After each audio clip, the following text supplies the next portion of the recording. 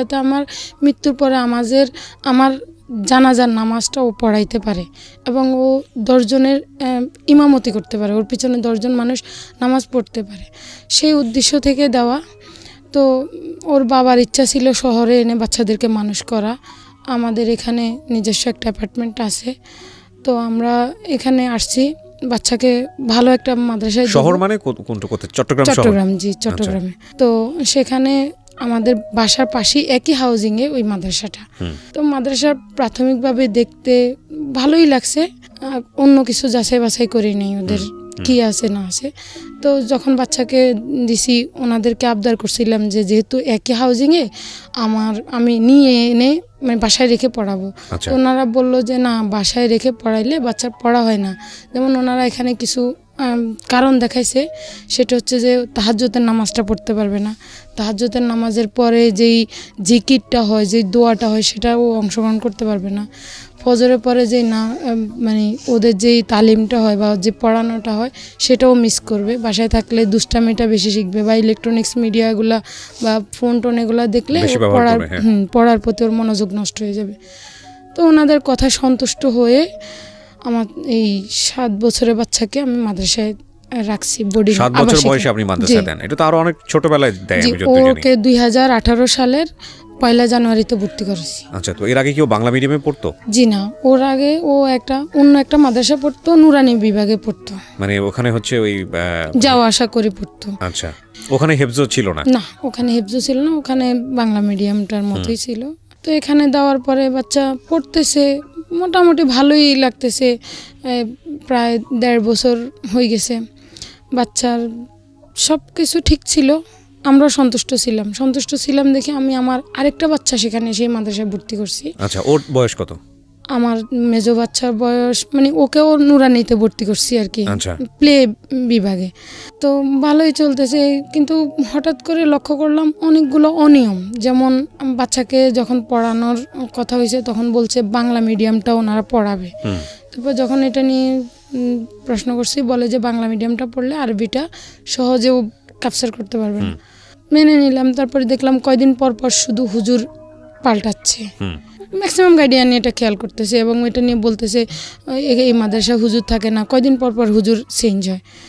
এটা নিয়ে যখন কর্তৃপক্ষের সাথে গার্ডিয়ানরা আলাপ করছে, কর্তৃপক্ষ বলে যে বাচ্চাদের সুবিধার জন্য আপনাদের বাচ্চার স্বার্থেই আমরা হুজুর পাল্টাচ্ছি। না, সেটা করতেই পারে প্রতিষ্ঠান, সেটা সমস্যা নেই। তো ওইটা কোনো না।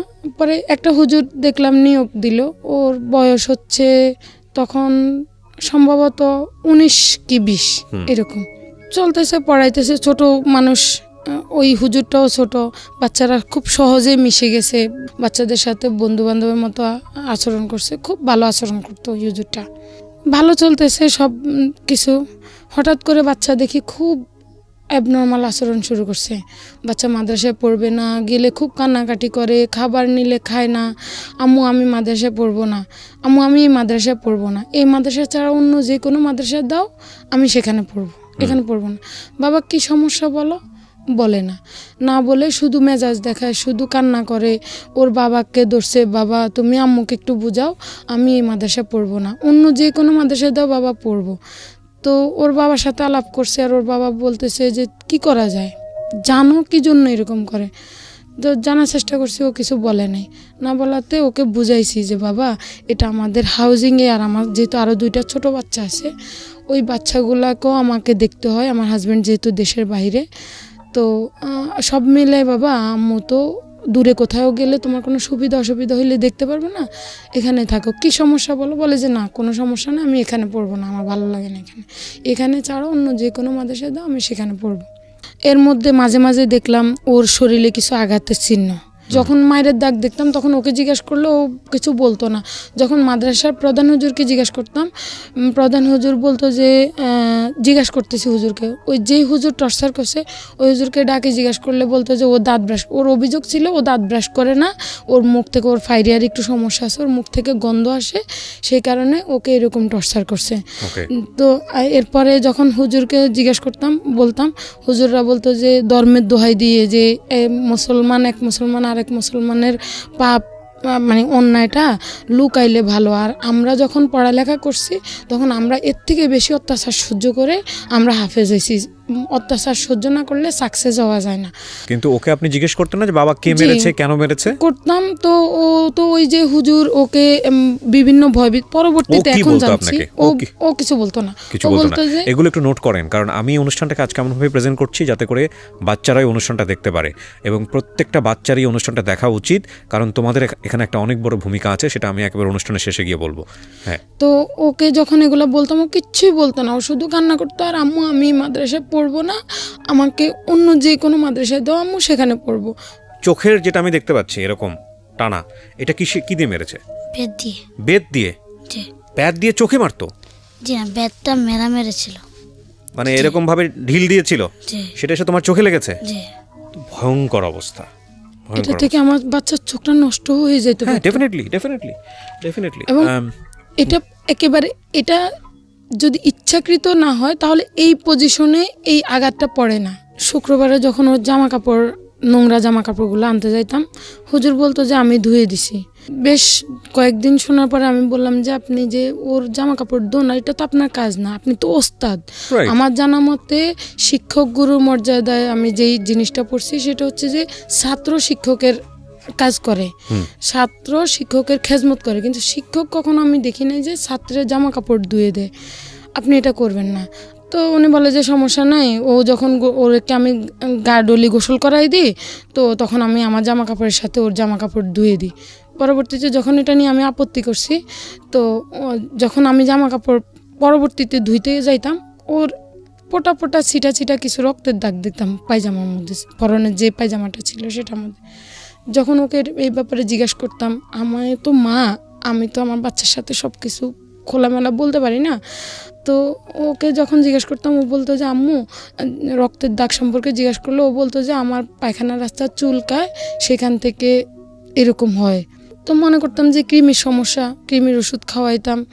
আবার মাঝে মাঝে ওর ওস্তাদ ফোন করে বলতো যে ওর শরীর ব্যথা করতেছে, জ্বর আসতেছে, যেহেতু ও আবাসিকে থাকতো, তো সব কিছু তো দেখতাম না, তো নাফা খাওয়াই দিত, নাফা এক্সট্রা খাওয়াই দিত, বা এই টাইপের কিছু 2-1টা ট্যাবলেট খাওয়াই দিত। ওই রকম বুঝতাম না আসলে ব্যাপারটা, মনে করছি হয়তো বা বাচ্চা যেটা বলছে সত্য কথা বলছে। ও যখন খুব ঝামেলা শুরু করছে তখন ওর বাবার সাথে আমি ঘটনাটা শেয়ার করছি। ওর বাবা যখন জানতে চাইছে তখন ও বাবাকেও কিছু বলে নাই, শুধু এটা বলে আমাকে অন্য কোনো মাদ্রাসায় ভর্তি করলে আমি যে কোনো মাদ্রাসায় আমি পড়বো, শুধু এই মাদ্রাসা ছাড়া। পরে একদিন ও বিকালবেলা নাস্তা নিয়ে গেছিলাম ওর জন্য, নাস্তা নিয়ে গেছিলাম, আর পরে ও আমাকে জড়াই ধরি খুব কান্না করতেছে, আম্মু তুমি আমাকে এই মাদ্রাসার থেকে নিয়ে যাও, না হলে আমি মরে যাব, আম্মু তুমি নিয়েই যাও আমাকে। তো কী হয়েছে বাবা? বলে যে আম্মু আমি তোমাকে অনেক বড় একটা কথা বলবো আম্মু, এখানে বললে আমাকে ওরা মেরে ফেলবে, আমাকে ওরা বাঁচতে দিবে না, আম্মু তুমি আমাকে বাসায় নিয়ে যাও, মাদ্রাসার থেকে নাম কেটে নিয়ে যাও। তখন আমি ওকে একেবারে এইভাবে জড়াই ধরে, খোলা মাঠ ছিল মাদ্রাসার সামনে, তো জড়াই ধরে আমি ওকে বললাম যে বাবা উপরের দিকে দেখাই, বললাম যে বাবা দেখো আকাশ অনেক বড়, সেখানে যেরকম আমরা মানুষ স্থান পাইছি সেরকম তোমার যত বড় কথা হোক বাবা, আম্মুর মনের মধ্যে সেটা জায়গা পাবে, তুমি বলো আম্মুকে। এরকম একেবারে জড়াই ধরে কোলে নিয়ে বলতেছি। পাশে কিছু গাইডিয়ান ছিল, ওরা শুনতেছে, ও কানে কানে চুপি চুপি বলতেছে যে আম্মু অনেক খারাপ একটা কাজ করছে, অনেক বড় একটা খারাপ কাজ করছে। তো বললাম যে বাবা কীরকম? বলে যে আমার সাথে খুব নোংরা একটা কাজ করছে আম্মু, তোমাকে বলতে পারবো না। ভাইয়া বিশ্বাস করেন তখন ওই মুহূর্তে মনে হয় যে আকাশটা আমার মাথার উপরে ভেঙে পড়ছে, আর আমার পায়ের নিচে যে মাটিগুলো আছে সবগুলো সরে গেছে। আমি কি শুনতেছি আমার বাচ্চার মুখে। তখন আমি বললাম যে কবে হয়েছে এই ঘটনা? বলে যে আম্মু আরও অনেক আগে, কিন্তু আমি তোমাকে ভয়ে বলতে পারিনি আম্মু। তো কিসের ভয় বাবা? বলে যে ওর বলছে আমি যদি তোমাকে বলি তাহলে ওই যে কল্লা কাটা আছে, আমাকে আমার মাথা কেটে আলাদা করে ফেলবে, আমার শরীর আলাদা রাখবে, আমার বাবা তো বিদেশে থাকে। জি, আমি আপনার কাছ থেকে শুনবো, তোমার সাথে গল্প করি কিছুক্ষণ। হ্যাঁ, তোমার সাথে প্রথম যেদিন এই ঘটনাটা ঘটে, মানে একদম প্রথম সবচেয়ে যে জঘন্য ঘটনাটার কথা তোমার আম্মা যেটা বললো, এটা তো তোমার সাথে অনেকবার হয়েছে না? তোমার আম্মুর কথা অনেকবার হয়েছে, তাই কি? আচ্ছা, প্রথম কিভাবে হয়েছিল ঘটনাটা মনে আছে? প্রথম একবার রুমে নিয়ে করছিল, ওদের 2টা রুম আছে, একটা রুমে নিয়ে করছিল। নিয়মে কি ডেকে কি বলে তোমাকে, কি বলছিল? বলে যে আমি তোমাকে বাম লাগাই দিমু, এই করবো সেই করবো, এরকম করি বলাই এরকম করছে, আমার সাথে খারাপ কাজ করছে। বাম লাগাই দিবে মানে কেন? এর আগে ওকে দাঁড়ান মারছে। বাম লাগাই দিবে কেন বাবা? বাম লাগানোর কথা কেন আসছে? এর আগে মারছে, হ্যাঁ। তো তারপরে এই হুজুর কি তোমাকে হেফজো পড়াইতো? যে এটা করলো, তুমি তখন তো বিষয়টা বুঝতা না যেটা কি হলো, কিভাবে জিনিসটা কি হলো। তো তারপর তুমি চিল্লাচিল্লি করো নাই? তুমি তো ছোট বাচ্চা ছিল, তুমি তো চিল্লাতে দেওয়ার কথা। হ্যাঁ, আমি ছিলে চলেছিলাম, আমার মুখ ধরে রাখছে, আমি দৌড়তে বাইরে যেতে চেষ্টা করছিলাম, আমাকে এমনি ধরে ফালাই রাখছে। তো এই কাজ করার পরে তুমি তোমার সাথে যারা পড়াশোনা করে তোমার সাথে হিফজো পড়তেছে, এদেরকে বলো নাই যে আমার সাথে হুজুর এরকম একটা ঘটনা ঘটাইলো? হ্যাঁ, হুজুর কাছে বলছিলাম, সে নিয়েও আমার সাথে এরকম খারাপ কাজ করবার চেষ্টা করছিল। প্রত্যেকদিন আমার সাথে হাসাহাসি করতো, আর আমাকে বলতো যে আয় বাথরুমে আয়, তোর গোসল করাই দিয়া। আমি না আমাকে টানি লয়ে যেত। আচ্ছা, তো তোমার সঙ্গে এটা হওয়ার পরে তুমি বাসায় এসে বললা না কেন? কি হয়েছে বাসায়? আমাকে বলেছিল যে তুই যদি বলস তাহলে তোর গলা কাটি এক জঙ্গলে নিয়ে ফালাই দিয়ে আসমু, তারপরে তোর বাবা তোর খুঁজতে থাকতো না, তোর আম্মা একলা একলা কিরবো। এই ঘটনা তোমার সাথে কয়বার হয়েছে? 10 থেকে 12 বার। তো 10 থেকে 12 বার হওয়ার পরে গিয়ে তুমি তোমার মাকে বললা যে আম্মা আমার সাথে এর চেয়েও বেশি খারাপ কাজ করছে, সেটা হলো এই কাজ। আগে কেন বলনি বাবা? আমাকে ভয় দেখাইছিল। 9 বছর বয়স ওর, খেয়াল রাখবেন 9 বছরের একটা বাচ্চার কাছ থেকে খুব বেশি লজিক্যাল অ্যাপ্রোচ আশা করাটা উচিত না। তো আপনাকে যখন বললো তারপর আপনি কি করলেন বলেন? উন্মাদ পাগলের মতো হয়ে গেছে। আমি কি করব, কার কাছে বলবো, কার কাছে শেয়ার করব? কারণ এই ঘটনাটা হয়তো অনেকে বিশ্বাস করবে, হয়তো অনেকে এটাকে বিশ্বাস করবে না।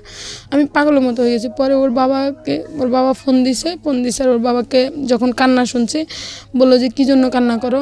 আমি বললাম যে ঘটনাটা এরকম হয়েছে। কি ভয়ঙ্কর একটা চিন্তা, বাবার জায়গা থেকে চিন্তা করেন, সে কাতারে থাকে, এত দূরে থাকে, সে কিছু করতে পারতেছে না। এই প্রবাসী একজন মানুষ, এরা কি পরিমাণ কষ্ট করে, কি ভয়ঙ্কর রকম টেনশন তার হওয়ার কথা, তাই না?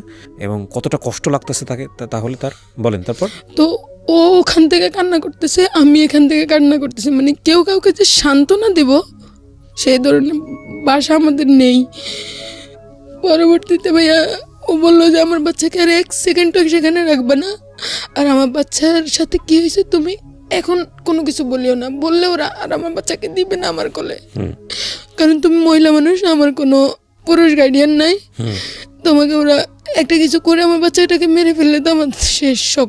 ওর বাবা বললো যে তুমি থানায় যাও, থানায় গিয়ে একটা মামলা করো। তো আমি থানায় গেলাম। কতদিন পরে গেলেন? ওই পরের দিনই গেলাম। পরের দিনই থানায় গেছেন? জি। কিছু ডকুমেন্টস আছে প্রিয় দর্শক এবং শ্রোতা, আমি ডকুমেন্টসগুলো আপনাদের জন্য এনেছি। আমি যেটা বলি যে আমাদের এই অনুষ্ঠানটি ইনভেস্টিগেটিভ অনুষ্ঠান না, আমরা প্রাথমিক যেসব ডকুমেন্টসগুলো হাতে পাই সেগুলোর বেসিসেই আমরা কথা বলি এখানে। তো সেই জায়গাটা থেকে আমরা যে ডকুমেন্টসগুলো হাতে পেয়েছি সেগুলোর জায়গা থেকে আমরা আজকের এই অনুষ্ঠানটা উপস্থাপন করছি, এবং থানায় যাওয়ার পরবর্তী যে ডকুমেন্টসগুলো সেগুলো আমরা আপনার ধারাবাহিকভাবে আপনাদেরকে বলবো। হ্যাঁ বলেন তারপর। তো থানায় যাওয়ার পরে ওনারা মামলা নিবে না। মামলা নিবে না? না, ওনারা মামলা নিবে না, কারণ এটা একটা ধর্মীয় প্রতিষ্ঠান, এটা একটা সেনসিটিভ ব্যাপার। ধর্মীয় প্রতিষ্ঠানের বিরুদ্ধে ওনারা মামলা নিবে না। আমার 3 দিন থানায় গেলাম, আমি 3 দিনে আমাকে ঘুরানো হচ্ছে যে এটা প্রাথমিকভাবে যদি সত্যতা না পায় তাহলে মামলা নিবে না। পরবর্তীতে যখন আমি ওসি স্যারের কাছে রিকোয়েস্ট করলাম যে স্যার আমার একটা মামলা নেন, মানে উনি জাস্ট আমাকে তিরস্কার করে বলতেছে আপনার একটা নিউজের মাধ্যমে আপনি পুরো বাংলাদেশকে পাল্টাই দিতে পারবেন। আমি বলছি স্যার আমি বাংলাদেশকে পাল্টাই দিতে পারবো না, কিন্তু আমার বাচ্চার সাথে যে অন্যায় হয়েছে আমি মনে করতেছি আমার বাচ্চা খুব অত্যাচার ভোগ করছে, সেটার আমি একটা শাস্তি চাই। ওকে। পরবর্তীতে উনি প্রাথমিক তদন্ত করার জন্য একজন সেখানে অফিসারকে পাঠাইছে মাদ্রাসায়, পাঠাই প্রাথমিক সত্যতা পাওয়ার পরে তারপরে উনি মামলাটা নিছে। আচ্ছা, ততদিনে যেই লোকটার কথা আপনি বলছেন চলে বের করে দেওয়া হয়েছে। বের করে দেওয়া হয়েছে। জি। আপনার সন্তানের সাথে ঘটেছে এই ঘটনা তারও 2 মাস আগে বা 1 জি। মাস আগে, তাহলে তারপরেও ওসি সাহেব মামলাটা নিয়েছেন। জি। ওসি সাহেব যেটা করেছেন, প্রাথমিক তদন্ত করেছেন, মামলা নিয়েছেন, সেটা ঠিক আছে, তার জায়গা থেকে 100% কারেক্ট। সবচেয়ে বড় কথা হচ্ছে যে আপনি যেটা বললেন, আইন তো সবার জন্য সমান। 3 মাস পরে 2 মাস পরে এটা প্রুফ করার যে জায়গাটা, মেডিকেল রিপোর্ট ছাড়া তো এদিক ওদিক কিচ্ছু নড়বে না। জি। তখন আপনি কি করলেন ওই জায়গাটায়? আপনার নিজেরও কি মনে হয়নি যে অনেকখানি লেট হয়ে গেল, বা কি করা যেতে আসলে পারে? ভাইয়া আমি মনে করছিলাম যে আমার বাচ্চার সাথে যে অন্যায়টা হয়েছে সেটার একটা সুস্থ সঠিক রিপোর্ট আসবে। আচ্ছা, তারপরে আপনি কি করলেন? ওসি নিল তারপরে মামলা। ও থানা থেকে ওর একটা 22 ধারা জবানবন্দির জন্য কোর্টে পাঠানো হলো। আচ্ছা। আর একটা মেডিকেল করার জন্য মেডিকেলে পাঠানো হলো। 22 ধারায় যে জবানবন্দি, সেটাতে তুমি ও শুধু একা ছিল না, সাথে আপনিও ছিলেন? ও একা ছিল, ওকে শুধু এলাও করছে, আমাকে এলাও করে। আপনাকে এলাও করেনি? অপ্রাপ্ত বয়স্ক হলে কোনো একজন অভিভাবক সাথে থাকার কথা না? আমি সেটা জানি আপনার লয়ার ছিল না ওই সময়? না। আপনি কোনো লয়ার নিয়োগ আমি দেননি? জানি না থানার প্রসেসটা কি। থানা প্রসেস তো পরের বিষয়, আপনি যখনই মামলা করলেন তখন তো আপনাকে একজন লয়ার নিয়োগ। না, আমি যখন মামলা করছি, যেদিন মামলা করছি ওই দিনই আমাকে 22 ধারা আমার বাচ্চার 22 ধারা জবানবন্দির জন্য পাঠাইছে কোর্টে। আচ্ছা, আমি কিন্তু তখনও জানতাম না যে আইন কি বলে বা আমার একজন উকিল ধরা লাগবে, সেটা আমি জানতাম না। আচ্ছা, এই নোটগুলো, এই পয়েন্টগুলো একটু খেয়াল রাখবেন, কজ বাংলাদেশে এই রেপ যে ব্যাপারটা, চিন্তা করে দেখুন, ঢাকা বিশ্ববিদ্যালয়ের পড়ুয়া একটা মেয়ে, সে তার ক্যাম্পাসে নিরাপদ না। আমি মানে আজকের এই যে জীবন গল্পটা, সেটা কোনো প্রতিষ্ঠানের বিরুদ্ধে নয়, সেটা কোনো ধর্মীয় জায়গা থেকে কারো দিকে কটাক্ষ করা নয়, বরং আমরা বলতে চাচ্ছি এই জায়গাটাই যে পাষণ্ড বর্বর অমানুষ কিংবা শয়তানরূপী মানুষ সেটা যে কোনো জায়গাতেই থাকতে পারে, সে যে লেবাসেই থাকুক না কেন, যাই হোক না কেন, তাকে বিচারের আওতায় আনতে হবে, আইনের আওতায় আনতে হবে, এবং সেখানে সব শ্রেণীর মানুষদেরকে সহযোগিতা করতে হবে। যাই হোক, আমরা আরেকটু সামনের দিকে আগাতে চাই। তো কি হলো মামলা করার পরে, কি দাঁড়ালো একটু বলেন তো? মামলা করার পরে আয়ু আমার সাথে মানে আর যোগাযোগ করতেছে না। আসামির অবস্থান বা আসামি অ্যারেস্ট হয়েছে কিনা, আমার একটাই আসামি, সেটা অ্যারেস্ট হয়েছে কিনা সেটাও জানতে পারি নাই, মেডিকেল রিপোর্ট আসছে কিনা সেটাও জানতে পারি নাই। তো যখন এরকম অসহযোগিতা পাইছি, আমার মামলাটা হয়েছে 5/9/2019-এ। তো প্রায় 1.5 মাস অপেক্ষা করে 20/10/2019-এ আমি থানায় গেলাম। থানায় গিয়ে ওসি স্যারের কাছে গেলাম। যখন ওনাকে জিজ্ঞাসা করছি, উনি আমাকে বলতেছে যে আপনি মেডিকেল রিপোর্ট দিয়ে কি করবেন, সেটা তো আপনার কোনো কাজ নেই, এটা আমাদের দরকার, আমরা আনবো। তারপরে হচ্ছে আসামির কথা জিজ্ঞাসা করছি, আর উনি বলে যে আসামি তো পলাতক, ওর দেশের বাড়ি ময়মনসিংহ, আমি সেখানে ঠিকানা ভেরিফিকেশন করছি, ঠিকানা ঠিক আছে, আমরা খবর লাগাইছি ওকে খোঁজার। যদি আপনার কাছে, উনি উল্টা আমাকে প্রস্তাব দিল, যদি আপনার কাছে কোনো রকম আসামির অবস্থান সম্পর্কে জানেন কোথাও, তাহলে আপনি আমাদেরকে বলিয়েন, জানেন। আচ্ছা, আমি কয়েকটা প্রশ্ন করি আপনাকে। আপনি আসামিকে এখন পর্যন্ত ধরাতে পারেননি? জি না। 1, 2 নম্বর হচ্ছে যে আপনার বাচ্চার স্কুলের কি অবস্থা, মানে পড়াশোনার কি অবস্থা? ওর পড়ালেখা, শুধু ওর না, আমার 3টা বাচ্চাই স্কুলে যাওয়ার উপযুক্ত। একটা বাচ্চা ভর্তি করাই না, কিন্তু 2টা বাচ্চা তো ওই মাদ্রাসায় পড়তো। ওই ঘটনার পর থেকে আমার 2টা বাচ্চা, মূলত আমার সবগুলো বাচ্চার লেখাপড়া বন্ধ। আমার বাচ্চাদের লেখাপড়া বন্ধ, আমার বাচ্চাদের জীবনে কোনো নিরাপত্তা নেই। তো যাই হোক, আমি আসলে যেটা বুঝতে পারছি যে আপনার এই চার্জশিট বা সমস্ত কিছু দেখে, যেটা আমি বলি মেডিকেলি এখানে নেগেটিভ বলেছে 1, 2 নম্বর যেটা, সেটা হচ্ছে যে মেডিকেলি যে নেগেটিভ বলেছে সেটার পিছনে আমার কাছে যেটা মনে হয়, আমার ক্ষুদ্র জ্ঞানে, যে অনেক বড় একটা কারণও আছে, কারণ অনেক দেরি হয়ে গেছে, সে কারণেও হতে পারে। আমি ঠিক জানি না যে রেপ হয়ে যাওয়ার অনেক পরে গিয়ে সেটা মেডিকেলি প্রুফ করার কোনো সুযোগ থাকে কি না, এটা ডাক্তাররাই খুব ভালো বলতে পারবেন, বাট আমার হাতের কাছে যেগুলো আছে সেগুলো আমি যেটা দেখতে পাচ্ছি নেগেটিভ 1। আর 2 নম্বর হচ্ছে এখানে অনেকগুলো সাক্ষী আছে, এখানে অনেকগুলো সাক্ষী, এবং সেই সাক্ষীর আমি তো দেখতে পাচ্ছি সবাই হচ্ছে পজিটিভ জবানবন্দি দিয়েছে, যে ম্যাক্সিমাম কি নেগেটিভ জবানবন্দি দিয়েছে? মাদ্রাসার আমার যে মূলত আমার পক্ষে 2জন সাক্ষী ছিল, ওরা মাদ্রাসার বাচ্চার গার্ডিয়ান, ওনাদেরকে আমার চার্জশিট থেকে বাদ দেওয়া হয়েছে আমার পক্ষে সাক্ষীদেরকে।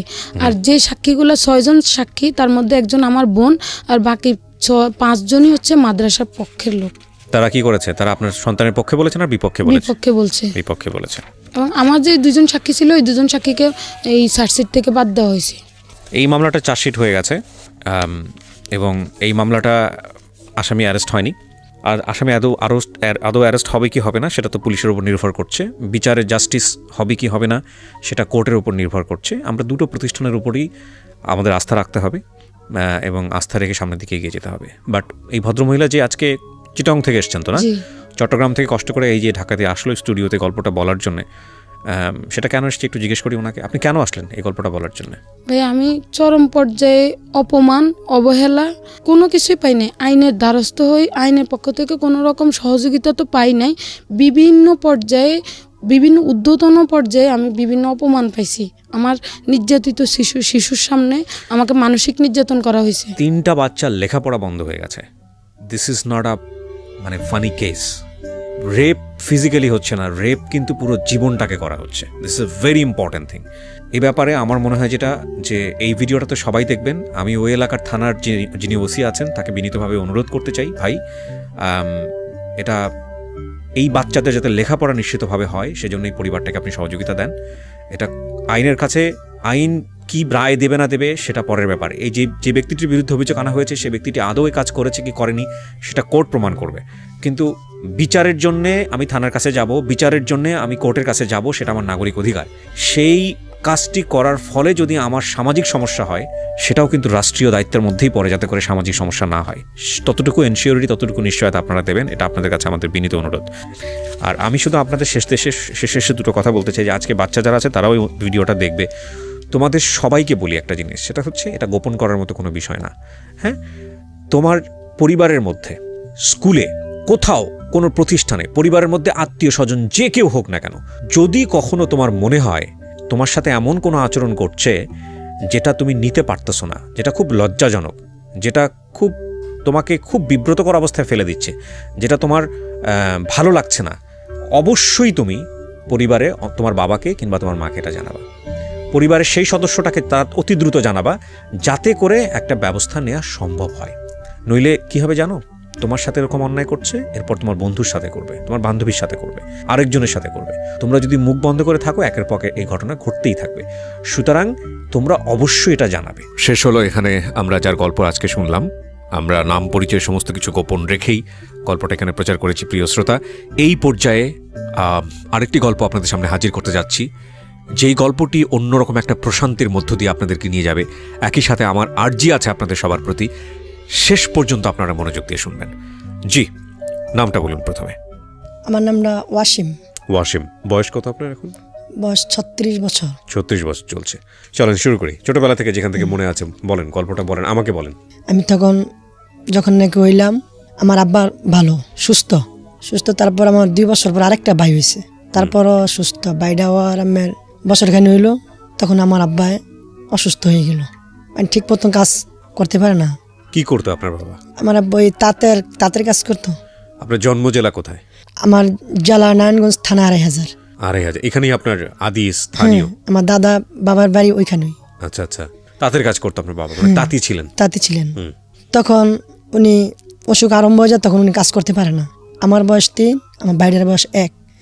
তারপর অনেক 2 বাপ মা 2, আমরা ভাই 2, 4 এখন আব্বা কাজ করতে পারে না, কি করব? তারপর আমার আম্মা মানুষের বাড়িতে কাজ করে, দিন যাবত এমনি এমনি এমনি এমনি কাটতেছে, মানুষের বাড়িতে কাজ করে। কাজ করার পরে মনে করেন সারাদিন মানুষের এই ধান ভাড়া বাঁধে না, ওই ধান ভাড়া বাঁধা রাত্রে 2 ভাত আনে বা 2 চাউল দেয়, ওটাই নিয়ে আমাদের খায়। তখন মানে আপনার বাবা ঘরে বসে পড়া, মানে একদিন কাজ করলে উনি আর করতেই পারে না, একদিন কাজ করলে ওনার অসুস্থ আর বেশি বাইরে যায়। তারপরে মা বলে, থাক আপনার কাজ করেন না, আমি যেহেতু আমার জানো তো বালা, মানুষের বাড়িতে কাজ করেই আমি আপনার পলাই তালাল মাল সে নইব, আমার আর তো অভাব থাকবে না। তখন মানে ছেলে দুটো বড় হবে, আমার তখন আর অভাব থাকবে না, আমি মানুষের বাড়িতে কাজ করে আমি আপনারা খাবো, ছেলে দুটো দিয়ে আল্লাহকে মানুষ করা জানি, আল্লাহ বাসা রাখলি চল, এটা আমার মা বললো। তারপরে এরকম ভাবে চলতেছে। তখন আমার আস্তে মানুষ 5 বছরের মানুষ স্কুলে যায়, তখন আমি স্কুলে যাওয়ার চিন্তা ভাবনা, মানে যাইতাম, দেখুন যাইতে পারতাম না, যাইতাম স্কুলে গেলে আপনার মানুষ ওই অন্য লগের পোলাবাইতে হারাত, ওই টাইমে তো 1 টাকা 2 টাকা অনেক দাম ছিল, ওদের বাপায় 2টা টাকা দিত। তা আমি মনে করেন যে ওই টাইমে তো বাপায় দিতে পারে নাই, মায়ের মানুষের জায়গায় কাজ করছে, একটা পোলাপাইতে পিন্দা ওই যে পুরান হাফ প্যান্ট শার্ট থাকে না, প্যান্ট, ওগুলা দিয়ে দিতে আমি ওগুলা পিনতাম। মানে মায় কাজ করে খাওয়াবো না, আমাদেরকে জামা কাপড় পিন্দাতে পারে না। তখন স্কুলে প্রায় সপ্তাহখানি গেছি, তখন মানুষে মারে, পোলাবাইতে মারে, তো মারে, আমি বাইতে মা মানুষে না পোলাবাইতে না আমার মারে। তখন বাবা আমার তো মারবে, আমরা মানুষের কাজ করে খাই, তোরা কি হ্যাঁ যোগ্য, একটা যোগ্য হিসেবে থাকলে মানুষের তোরা ঘিন্না তোরে মারবই। মা গেল তো স্কুলে যাইস। তারপর আমি নিজের কাছে ওই টাইমও একটা ঘিন লাগছে। আজকে আমার বাপা অসুস্থ দেখিয়া মায়ের মানুষের কাজ করে দেখে তো আমার হারা মায়েরা বইকে স্বার্থ পারে। আজকে তো ওদের স্বাবলম্বন থাকতো, তাহলে তো আমার মারতেও পারতো না, গালি দিতেও পারতো না। তখন স্কুলে আমি আর যাই না, বই মা জায়গা বাড়িতে কাজ করে, হ্যাঁ মার লগল হয়ে গিয়া ওই একবার বসে থাকি, তো মা সারাদিন কাজ করে আবার আইসা পড়ি। জন্য আমার 7 বছর বয়স হইলো। 7 বছর বয়স হইলো বলে তো একটু উঠতে নিয়ে সাবল গেছি। তখন মায়ের বললাম, মা তুমি তো বহুত কষ্ট করতেছো, এত কষ্ট মানুষ দেখি না করতে, আমি কথা কিছু কিছু বুঝি। তখন তুই কী করতেছ? আমি এখানে কাজ যাবো গা, কী কাজ? আমি এই 2-3টা গরু সরু ফালমু, বা নিজের পেটটা চললো, তো তোমার কষ্ট রকম করতে হইব। এবার আমি ছোটোবেলাতে অনেক মানে ভালো মানে বুঝ দিতাম, কষ্ট করে বুঝ দিতাম। তখন মা কয়, আরে বাবা যাইস না, আমি দরকার ভিক্ষা করে খাওয়ামু, কিন্তু মানুষের বাড়ি কাজ আমি করি, বুঝি, কত কথা কয়। তারপরে মার অবাধ্যই আমি কাজে গেছি। ওইখানে গিয়া প্রথম গিয়া দিই 3টা গরু। কার বাড়িতে গেলেন কাজে? আমাদের পাশের এক ফুফুর বাড়িতে, মানে আচ্ছা, কোন ক্লাসে পড়তেন ওই সময় আপনি? ওই যে মানে পড়ি না, ওগুলো আমি ক্লাস 1-এ সুডু 1 না, আগে সুডান ছিল, আচ্ছা সুডান পরে 1-এ ভর্তি হয়। ওইটা মাত্র গেছি, পোলাদের সাথে আসতাম যাইতাম, আচ্ছা আচ্ছা ঠিক আছে। ওদের বাড়িতে গেলাম, এমন অনেকজন লোক কয়, আমি ভাই আমার একটা কামড় দিয়ে দে, কাকা কইতাম কাকা আমার কামড় দিয়ে দেন, আমি না কষ্ট করি ঠিক মতো পেট ভরে ভাত খাইতে পারি না, মানুষের বাড়িতে কাজ করলো তো তোকে ভাত পেট ভরে খাইতে পারি, যাবি? আমি কে তখন পাড়াবসে এক ফুফু একবার নিয়েছে গিয়া 3টা গরু, 2টা, একটা গাই, একটা বাচ্চা আর একটা ষাঁড় গরু, মানে 3টা গরু। তখন আমি গেছি একবার কাজ করি, যখন আমি কাজ করি ভালো ভালো কাজ করি, তখন ওরা গরু আর 2টা আনছে, আর 2টা গরু আনছে, 5টা গরু। একদিন আমি সহেদে গরু লয়ে গেছি, গরু যাওয়ার পর একটা গরু আপনার কোরসা দিয়ে সুইটাইতে গিয়া কই যে গেছে, আমি তো আমার ছোটো, আমি কোনো বুঝতে পারি নাই। আমি গরু কোরসা দিয়া ওই গাছতলায় এসে বসে থাকি, তখন তো গরু সুইটা থাকে বাইতাইছি, কান্দাসকে আমি কি এমন একটা গরু সুইটা গেছে, আমি বাইতাছি না। তখন আমার এমন মায়ের দিছে করার মতো না, ইচ্ছা মতো মারছে, মানে আমার গালিগুলো ভাষা। তারপরও কাজ করি, মনে করি মায়ের তো কষ্ট করে কাজ করে খাওয়ায়, মায়ের খাই ওই কাম করতাছি। কি দিত আপনারে ওই কাজ করলে ওখানে? কিচ্ছু দিত না, শুধু খালি দুগা ভাত দিতে খাওয়াইতে দূরে, কোনো কিছু দিত না। আর এই পোশাক দিত বছরে ঈদ এলে, এমনি আর কিচ্ছু না। তখন আপনার তারপরও যাই না, তারা 5টা গরু আনার পরে আমার বললো কয় তুই এক কাম করি, গরু তো 5টা, প্রতিদিন সকালে ঘুমে তুইটে গিয়া 1 বস্তা ঘাস কাটবি। এই গল্পটা শুরু হয়ে গেছে, এখানে শুধু একটা কথা বলি, মানে আমার যদি সুযোগ থাকতো, মানে আমার যদি এরকম হতো যে না আমার হাতে এটা আছে, তাহলে আজকের এই গল্পটা পরিবারের সব বড় ছেলেদেরকে আমি শোনাতে বাধ্য করতাম। ইনফ্যাক্ট মানে যদি আমার হাতে সুযোগ থাকতো, তাহলে আপনি বুঝতেই পারছেন এই গল্পের ইম্পর্টেন্সটা কতটুকু। মানে সব সন্তানদেরকে আমি বাধ্য করতাম এই গল্পটা শোনার জন্য। চলেন বলেন, তারপর গরু নিয়ে বলছিলেন। হ্যাঁ, তারপর ঘাস কাটছি একদিন, ওই দিন পরের দিনে মানে বৃহস্পতিবার দিন গরু কিনছে, শুক্রবার সকাল থেকে ঘাস কাটি। একদিন রাতে এমন জ্বর, তো ঘাস তো কোনো সময় কাটি নাই, 1 বছর যাবৎ গেল 3টা গরু ফেলছি। 1 বছর পরে গিয়া 2টা গরু বাড়াইলো, তখন ঘাস কাটার পরে এমন জ্বর আইছে রাত্রে, আপনার ভোর রাত্রে ওটা লাগে, ওইটা গরুর গোয়াল ঘর এগুলি পরিষ্কার করানো লাগে, গোবরটা ফালাইয়া পয়সা গরু মুর বাইরে পানি খাওয়ানো লাগে। তো ওই দিন উঠতে পারি না, ওই দিন অনেক মারধর করছে, জানতাম বাসা। তখন আমি বললাম দেখেন আজকে গরিব হয়েছি, পেটের দায়, কিন্তু আপনার যদি আমার বাচ্চা এরকম যদি অত্যাচার করেন, তাহলে আপনাকে আল্লাহ সইবে না। আমি বুঝো না, আমার বয়স মাত্র আপনাকে 7 বছর আছে, 1 বছর হয়েছে 8 বছর। তখন ওই মহিলাটা ভালো ছিল, মহিলা থাও কর সামনে দিয়ে মনে হতো না। আমি কন মনে হইলে কেমন হইব, ফুফা যদি মন করে কেমনে কাজ করবো, অনেক গালিগালাজ করে, আরও তো মানুষের কাজ করে, হারা তো কয় তুই যে কাজ করস এরকম কোনো কামলা 10,000 টাকা দিয়ে কামলা রাখলে তো কাজ করবো না, তুই যে কাজ করস। আমি ভাই কী করবো, গরিব বসে তো কাজ করে খাইতে হইব। যদি আজকে বাপে সুস্থ থাকতো তাহলে তো আমার ইমান পরিশ্রম করতে হইতো না, মার বাসা বাড়িতে কাজ করতে হইতো না। তাই এইটা বুঝা ভাই আমি কাজ করতেছি না, কয় কিয়া, তখন আরও গিন মারে, এবার আরেক জায়গায় কাজ নাই, ওখানে দেখিয়া আমি কেন শিরপত্র মাইছি এখনই থাই। তারপর পরে প্রতিদিন সকালে ঘাস কেটে পানি খাদা বইরা পানি দেওয়া লাগে। আবার কয় প্রতিদিন সন্ধ্যাবেলা গরু আইন না, আশেপাশে যে বাড়ি আছে করতে ফ্যান বাতের মার টোকাই না গরু খাদার মাঝে রাখতে হয়। যাই হোক এডিও করার পরে তারপরে রয়েছি এত কিছু পরে রয়েছি।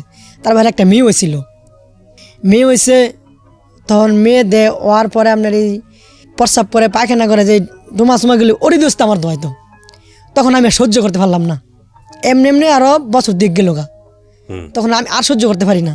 তখন আমি বাইতালাম মা আমি কাজ করি দুঃখ নাই, কিন্তু লাস্টে আমার হেরা দামারে এই যে একটা মাই হয়েছে, মাইয়ার প্রস্রাব পায়খানা ডোমাটা আমি আমার পুষ্কুনি থেকে দোয়া নাই শীতের মধ্যে।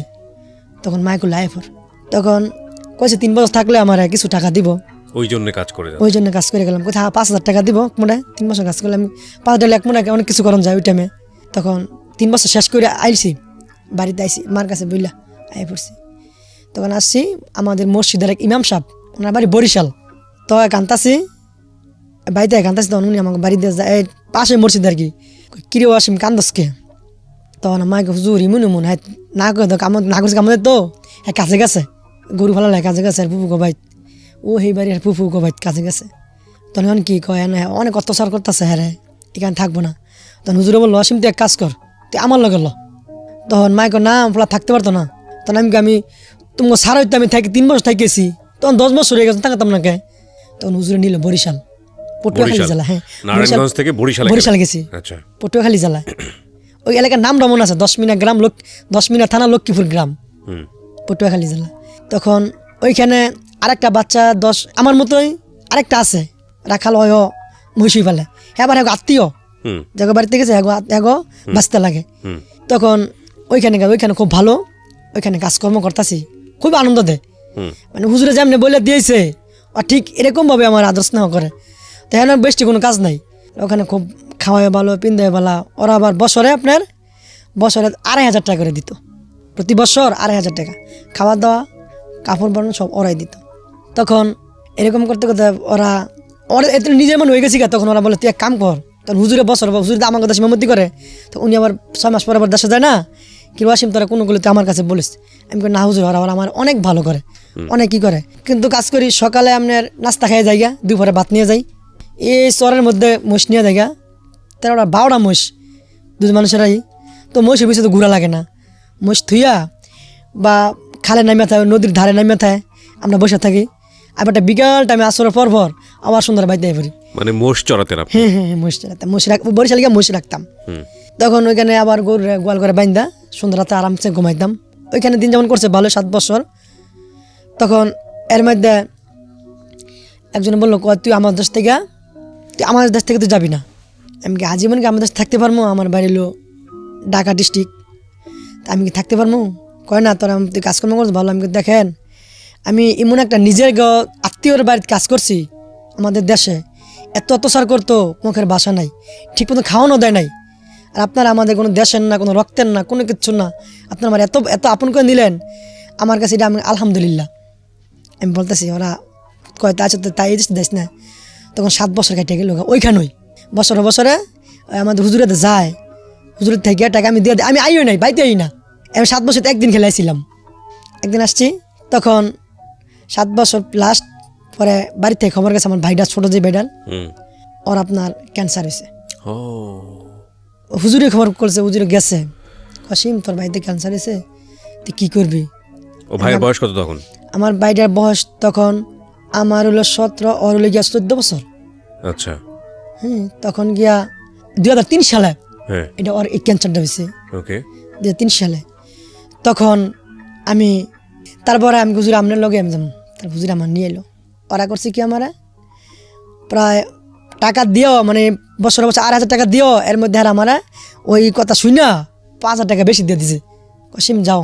আপনার ভাই কি করতো এই সময়? ওটা আমার মা মানুষের বাসায় বাড়িতে কাজ করতো। আপনার মা মানুষের বাসায় কাজ হ্যাঁ, করতো? বাড়িতে। আপনার যে ভাইয়ের ক্যান্সার ধরা পড়লো ও কি করতো? ও ছোট, তখন ওই আপনার মানুষের ওরাকে সুতা পারে না, এই কাপড়ের সুতার কাজ করতো। আচ্ছা, ওই কাপড়ের সুতার কাজ করতো। আপনার বাবা তখন ঘরে বসা? হ্যাঁ, একদম ঘরে বসা। 2 ভাই আপনারা 2 তখন? ভাই। আচ্ছা, তারপর? দিবে ও তার মধ্যে একটা কথা রয়েছে তো, আবার একটা বোনও ছিল তো আমার। ওই সময় একটা বোন হয়েছে? হ্যাঁ। বোন সবার ছোট? বোন সবার ছোট। আচ্ছা, বোন সবার ছোট, বোনের কথা বলি নাই, বোন সবার ছোট। এইভাবে কাজ করতো আতলারাইয়া। তখন আমি কি যাওয়ার কাজ? পর জামদানির কাজ করতো? না, জামদানি না, তাহলে? আরে তাঁতের শাড়ি, ওই যে নারায়ণগঞ্জে তো সবই জামদানি। না, মার্কিন আচ্ছা। মার্কিন কাপড় আছে না, আগে হাত দিয়ে আবার নিত, আচ্ছা আচ্ছা, এমনি বান নিত। ওকে। তারপরে কষ্ট দেখতেছে, ঠিক মতন মা কাজ করে, মানুষের বাড়িতে কাজ করতে করে, দিলে খাই না দিলে খাই না। তখন আমি কান্তাছি, এরকম বাড়ি পাশে বইয়া কান্তাছি। এইটা 2003 সালে ওর অসুখ হয়ে, এইটা আমি কান্তাছি। তখন বাড়িতে আমাদের একজনে ভাই ওই কয়েছে, আমি ঢাকা রিক্সা চালাই, চল। কত সালে এটা? 2003 সালে। 2003 সালে, ওকে। তখন আপনার বয়স কত? তখন আমার বয়স 3 সালে বয়স আছে না, আমার 22 বছর না কয় বছর জানি। না, আপনার 83 সালে জন্ম হয়েছে। 83 থেকে 2003, 20 বছর। হ্যাঁ 20 বছর, হ্যাঁ ঠিক আছে, 20 বছর। তখন আমার গোয়াসিম তুই ঢাকা রিক্সা চালাতে পারবি? আমি হবে পারবো। আমি তুই ঢাকা চিনস? আমি চিনি না তো। আমার মন যদি লয়ে দেন গাড়ি, তাহলে আমি যত দূর দেবে না, আমি দূরের মধ্যে চালামো, চালানোর দরকার নাই তো। কথা চায়। তারপর ঢাকা যাত্রাবাড়িতে নিয়ে এলো। আমার ভাইয়ের তখন বাড়িতে আসলাম, আসে ডাক্তারের কাছে নিলাম। ডাক্তারের কাছে নেওয়ার পরে ডাক্তার এরকম মানে 8,000 হসপিটাল নিলাম। তখন ডাক্তার বললো তোমরা আর্থিক অবস্থা কেমন? কিন্তু স্যার বাসার মানুষের বাসা বাড়িতে কাজ করে, আর আমি রাখালের কাজ করছি এত বছর যাবৎ, এখন বাড়িতে আছি, কেমনি কী করবা? তাহলে কাম করে রে, ঢাকা মেডিকেল নিয়ে ভর্তি করো। আচ্ছা, ঢাকা মেডিকেল নিয়ে ভর্তি করো। তখন ওইটা শুনে আমি কান্তাছি, কেন বলে এক বাড়ির এক ভাই বললো, অসীম তুই ঢাকা যাবি, আমি কি রিক্সা চালাবি। ওই সময় বললি? ওই সময় আপনি কি জানতেন কিসের ক্যান্সার? হ্যাঁ হ্যাঁ, শরীরে কিসের ক্যান্সার হয়েছে? ক্যান্সার তো বিভিন্ন রকমের। ওর ব্রেন ক্যান্সার ছিল। আচ্ছা। তারপরে আপনার ওইখানে রিক্সা চালাইয়া বাড়িতে প্রথম দিন চালাইছি রিক্সা, চালানোর পরে জমা দিয়া আপনার 220 টাকা বাড়িতে নিছি। তো মাই অনেক প্রথম দিন রিক্সা চালালেন? হ্যাঁ প্রথম দিন রিক্সা হ্যাঁ, চালালেন? প্রথম দিন রিক্সা চালাই। আপনার দলপুরতে যাত্রাবাদ সুতি খালপার, মানে এতটুকুর ভিতরেই, অন্যখানে চিনি না, বাইরে হই না। তাই আমার দেয়া দিছে এতটুকুই ঘুরবি, মানে ওইখানে আই জায়গার চিন্তা করে বেশি যাইস না। তাই ঠিক আছে, ওইটুকুই চালাইতেছি। তারপর বাড়িতে লিয়ে গেলাম, পরে মেডিকেলে নেওয়া লাগবো বাইরে। তারপরে আমাদের আশেপাশে এক তালই, পাড়াপাশি তালই আছে না, তালই, উনি আবার ঢাকা থাকতো।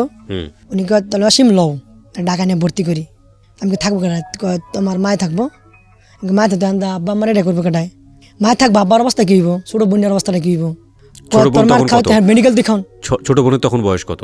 খুব ছোট? ছোট, হ্যাঁ, তখন বয়স 4 বছর। আচ্ছা, 4 বছর। তখন মায়ের কয় তোর মার খাওয়া তো মেডিকেলতে চলবো, মেডিকেল দিবই, সরকারি মেডিকেল। তারপর আমি মেডিকেল ভর্তি করছি, আমার তাহলে না ভর্তি করছে, আমার সাথে নেই। ভর্তি করার পরে তারপর আমার মা থাকে, আমি করি কি, আমিও বাড়িতে যাই না। আর 2 একদিন পর যাই ঢাকা রিক্সা, সারাদিন রিক্সা চালাই। ওই এতটুকুর ভিতরেই রাত্রে গিয়া ঢাকা মেডিকেল বারিন্দার ভিতরে গিয়া একটা ইট দিয়া রাত্রে কাটাইলাই। তো বাড়িতে ভাড়া দিয়ে আবার যাবো, আওয়াজ 50 টাকা ভাড়া, 40 টাকা ভাড়া লাগে, 2500 যাত্রা বাড়ি থেকে। ওই টাইমে কম টাকা ভাড়া ছিল। তখন ডাক্তার বললো তোমার বাইরে অপারেশন করতে হবে। আমি বলি স্যার তাইলে অপারেশন করবো, আমি তো কিছু বুঝি না, তাইলে যাই ভর্তি করছে ওরে আনি। তারপর ওনারে থাকে, উনি আপনার মুগ্ধা ছিল, ঢাকা মুগ্ধা উনি আসিল। তখন উনি কইছি তাহলে ওই এমন তো অপারেশন হইব, আমি কিছু বুঝি না, মানে আমি একটু যাইতে হইব। তখন বললো টাকা তো সরকারি, তো কিছু টাকা হলে বাগ করতে হইব। কিছু টাকা মানে কমসে কম 70,000 টাকার মতো বাগ করতে হইব ওই টাইমে। তখন কি করি 70 টাকা কই ভাই কিচ্ছু কই না। মানুষের সাথে রিক্সা চালাই, তো মানুষের কাছে বলি, দুঃখ বলি, ভাই আপনাদের কাছে আমি ভাড়া যদি 10 টাকা বলি, আমার একটা অনেক কষ্টের মধ্যে আছি আমি, আমার ভাইটার যাবৎ এই অবস্থা, টাকার জন্য চিকিৎসা করতে পারি না, যদি মায়া লাগে ভাই আমার আপনারা 10 টাকা বাড়ান, যদি পারেন 10 টাকা বেশি, নাহলে 5 টাকা আমার আপনারা বেশি দেওয়া সাহায্য করেন। আর নিজে ওই চোখে কোনো শরম লাগে না, নিজে বলতাম ওদের কাছে। তখন যার মায়া লাগছে তাই দিত, যার মায়া লাগে তা দেয় নাই। দেখ এমনি আল্লাহ বাসালে 2 সপ্তাহ রইলাম, 3 সপ্তাহের মধ্যে মতো অপারেশন হবে। তখন অপারেশন না করলে বাঁচত না। এবং ডাক্তার ট্রিটমেন্ট করে রাখতেছে, ড্রেসিং করে রাখতেছে, অপারেশন করবো গেলাম। আমার দাদার থেকে আমার বাপে 2% জায়গা পাইছে। আচ্ছা, 2% জায়গা পাইছে। তখন জায়গার মূল্য কম, ওই 2% জায়গা বেচ চালাইছে এই ভাইয়ের জন্য। এই ভাইয়ের জন্য। তখন শুধু একটা খালি ঘর ছিল, 2% বাড়ি বেচা ওই টাকা মেয়েকে আমার তালুরা তৈরি রাখি আমি এই চিকিৎসা অপারেশন করলাম।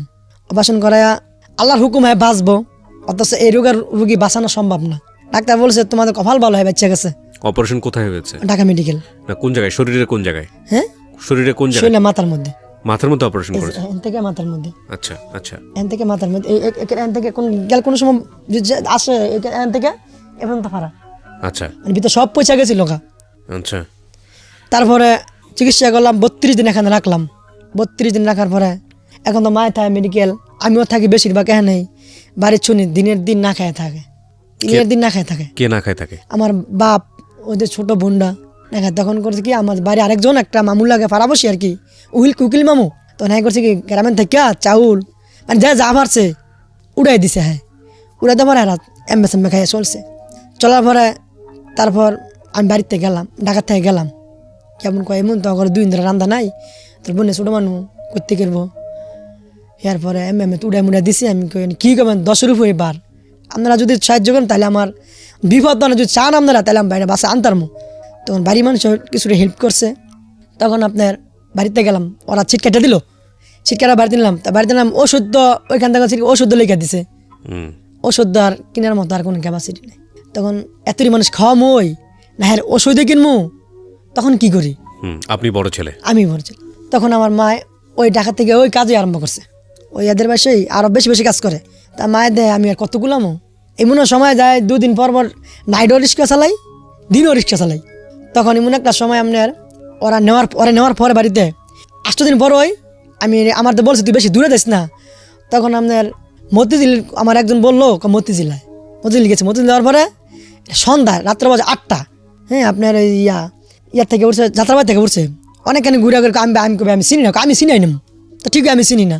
তা গেলাম, যাওয়ার পরে বাড়া কথা আমি বাড়া যাই না, আমি নতুন, তো আমি সুতি খালবার ডলপুর যাত্রাবাড়ি মেয়ে দূরে চিনি, এর বেশি মালিক নিষেধ দিছে। ওইখানে যাওয়ার পরে রাত্র বাজে 8টা নিগুম রাস্তা না নিয়া আমাদের কানে দেখে থার বাদে মারছে, আজ মধ্যে কান্না দাম দেখতে পারি না, শুনতে পারি না। তারা মেয়েরা গাড়িটা রিস্ক নিল গা, এই যে হিরোইন চিত, এই যে সিন আছে মানে ঘুর দেওয়া ফুস মারছে দেয় হাতের ওখানে। হ্যাঁ এই যে হ্যাঁ আছে, এই যে হ্যাঁ আছে। আচ্ছা, তারপর? তার গাড়ি নিল গা, আমি আসলাম গ্যারেজে আসলাম 10টা বাজে আছে। তখন লগেটা কি কয় কিরে ওয়াশিং মেশিন গায়ে না ব্যাপারটা কি কনা ওয়াশিং তাই নাই। তখন আমি গ্যারেজে কান্দাছি মনে মন।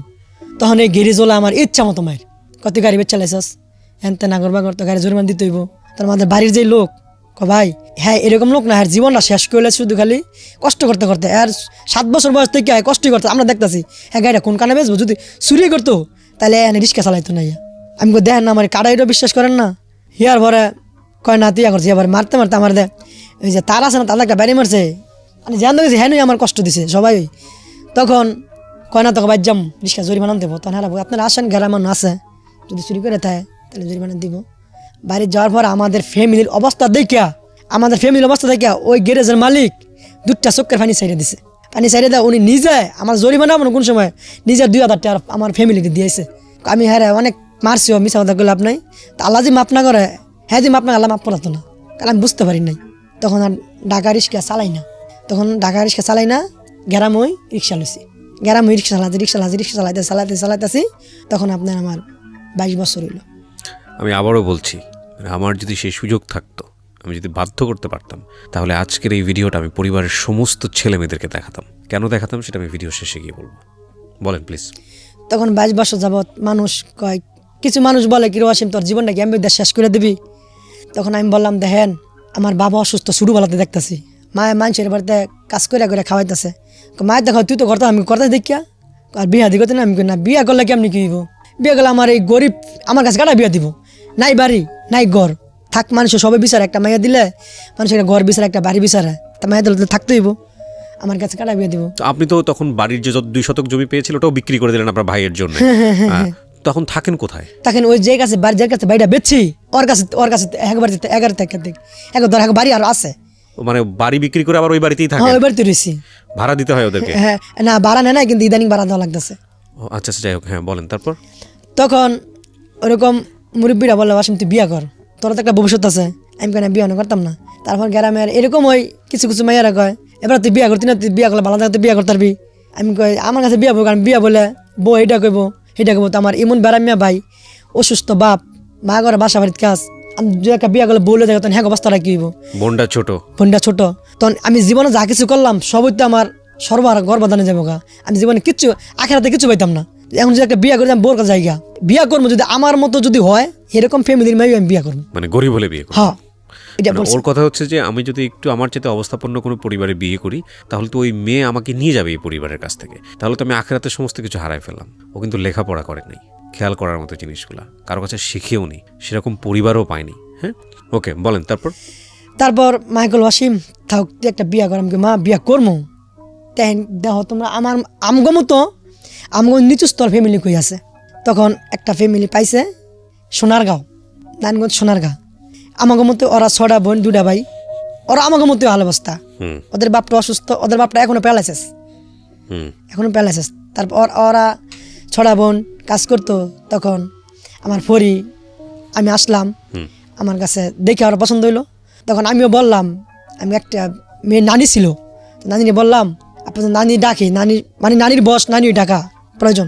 তখন বল দেখেন আমাদের আর্থিক অবস্থা কিন্তু অনেক নিচু, অনেক খারাপ আমাদের আর্থিক অবস্থায়।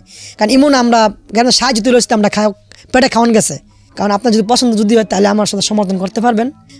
আপনার নাতি লাগে, যদি নাতি যদি বলে কষ্ট করে খাইতে পারবো তাহলে আমি ওরা সমর্থন দিব, বিবাহ করব।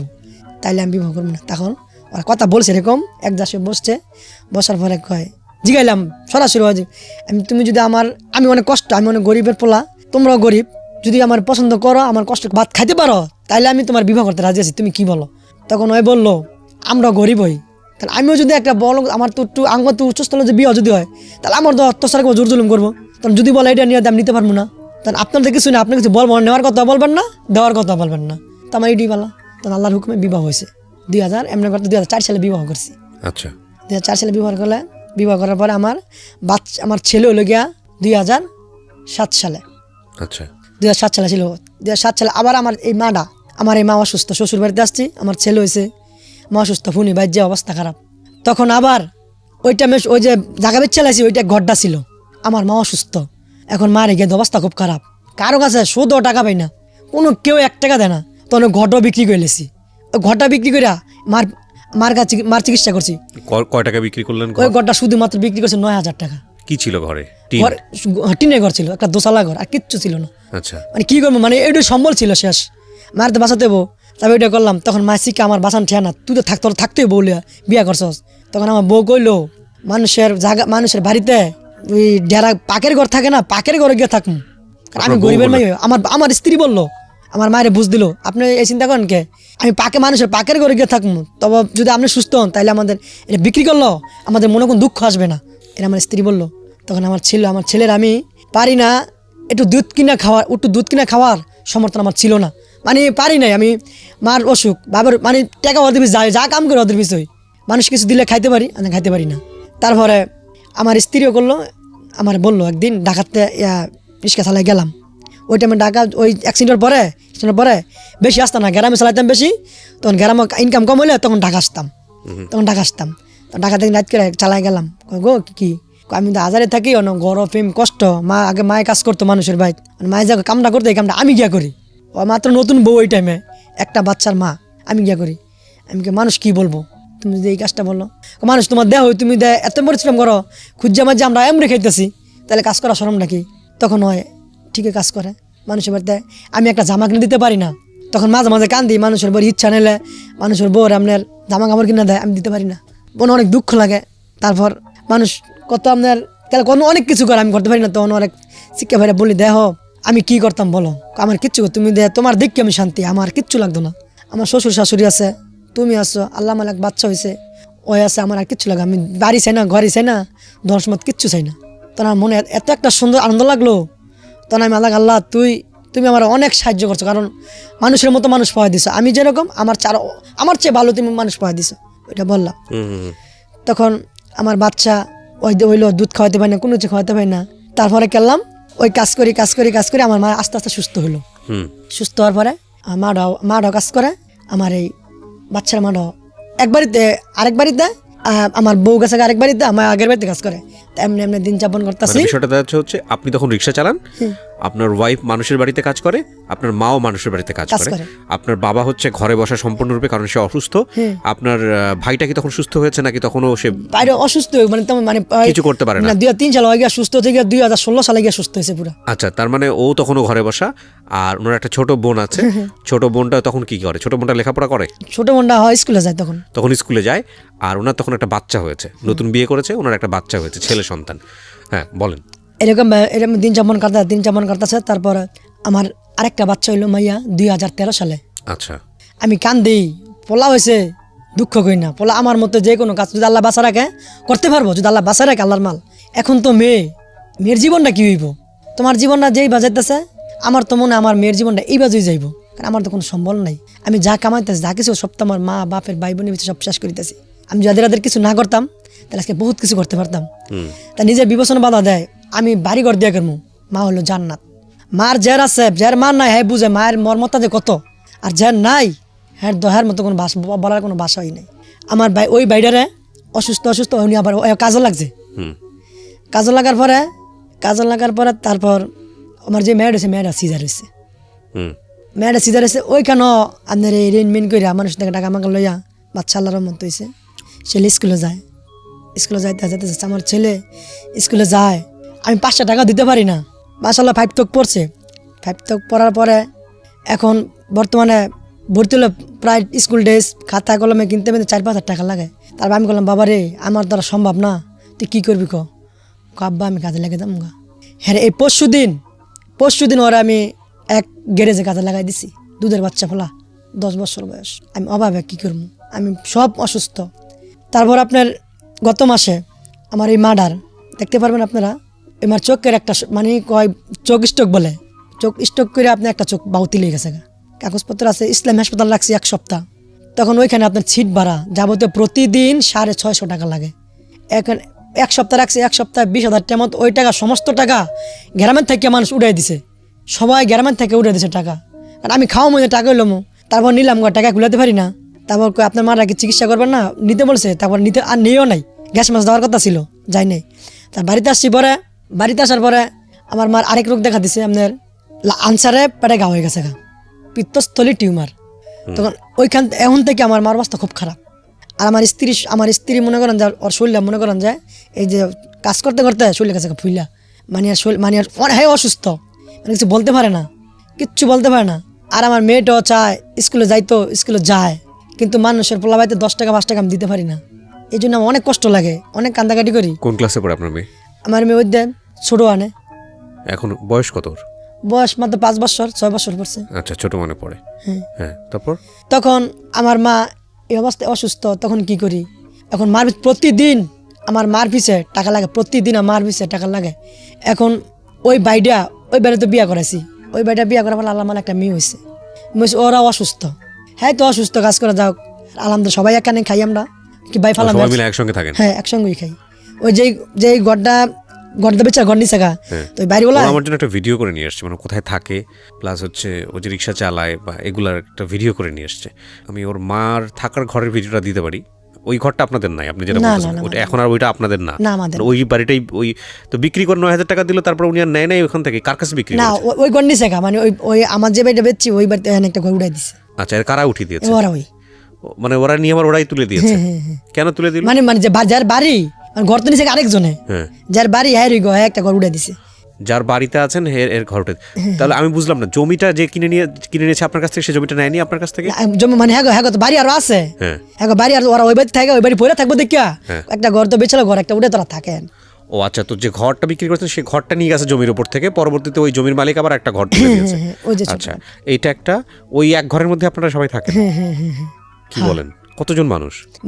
আমরা 4 জন, ওরা আছে 4 জন, 8 জন। 8 জন লম্বা আর কি, একটু লম্বা। হ্যাঁ, 8 জন, বাবা মা? হ্যাঁ, মানে বাবা মা শুদ্ধ 8 জন, সব মিলাই 8 জন। 8 জন মানুষ একটা ঘরের মধ্যে থাকে। কি করব, থাকার জায়গা নাই তো। ঘরের মধ্যে কি কি আছে? ফার্নিচার? ঘরের মধ্যে ফার্নিচার বলতে কিছু নাই, কোনো সময় যদি যান আপনারা দেখতে পারবেন, ঘরে কিচ্ছু নেই, কোনো কিছু নাই, শুধু খালি একটা কাঠ বসানো এ দূরে, আর কোনো ডেক আছে, খাই দেয় একটু দূরে। জীবনে কিচ্ছু করতে পারি নাই, আমার জীবনে কাজ করছি কিন্তু কিচ্ছু করতে পারি নাই। জীবনে কামাই সব বাপ মার পিছিয়ে, ভাই বোনের পিছিয়ে ডালতাছি, এখন পর্যন্ত স্ত্রী শুদ্ধ কষ্ট করতেছে, দুধের বাচ্চা কাজে দিয়েছি, মেয়ে কান্দে টাকার লাগিয়া।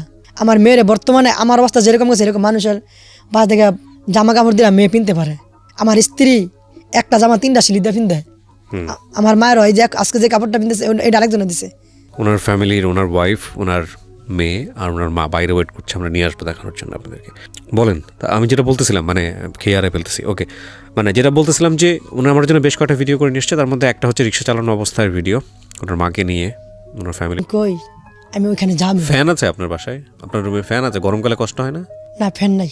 ফ্যান নাই? কি করতাম, ইলেকট্রিসিটি নাই? না, কোনো কিছু নেই। একটা বাতি দেয় বাড়িওয়ালা, একটা বাতি দেয়, বাড়িওয়ালায় একটা বাতি দেয় আর কি, মানে রুমে লাগে একটা বাতি দেয়, মানে ফসল লাগে আর কি, আলুর লাগে একটা বাতি। ফ্যান ট্যান কিনতে পারবেন, কি দিয়ে কিনবো আপনার গেলে বুঝতে পারবেন। আমি মিথ্যা কথা বলছি না, সত্য কথা বলছি। আমি ওদের নিয়ে আমি। কোথায় বাড়ি আপনার, মানে বাসা কোথায়? 2,500। 2,500 কোথায় এটা? 2,500 ব্রাহ্মণদী ইউনিয়ন। গ্রামের নাম? ছোট ফাউসা। ছোট ফাউসা ইউনিয়নের নাম কি বললেন? ব্রাহ্মণদী। আর হচ্ছে আপনার 2,500 থানা, জেলা নারায়ণগঞ্জ। অনেক ইউটিউবার আছেন যারা হয়তো এই ভিডিওটা দেখে ওনার বাড়িতে যাবেন, সো গেলেই হয়তো বা প্রমাণ পাবেন কি অবস্থা। তো উনিও বিয়ে করেছে, ওনারও একটা বাচ্চা হয়েছে। আপনার ছোট ভাইয়ের নাম কি? নাম আবু কালাম। একটা বাচ্চা। উনি কি করে এখন ছোট ভাই? উনি ওই মেশিন চালায়, ওই যে তাঁতের কাজ করে। অসুস্থ নেই, কি করে? আপনার বাবা বাসার মধ্যে থাকে, একদমই কিছু করতে পারে না? কি অসুবিধা? উনি কাজ করলে বুকের সমস্যা দেয়। আচ্ছা, উনি কাজ করতে পারলে বুকের অনেক উনিও টুকটাক মোটামুটি টাকা ভাঙছি, কিন্তু উনি সুস্থ হয় না। আর আপনার মা তো এখন এক চোখ অন্ধ। এখন এক চোখ অন্ধ, পুরোই অন্ধ, মানে এক চোখে পুরোই দেখে না, মানে কাগজ আছে দেখতে পারবেন আপনারা, সমস্যা হবে না। ভিক্ষার যে কথা এটা আমি দেখলাম, ভিডিওটা দেখলাম, এটা তো আমি দিব না আমি ইউটিউবে। এটার ঘটনাটা কি?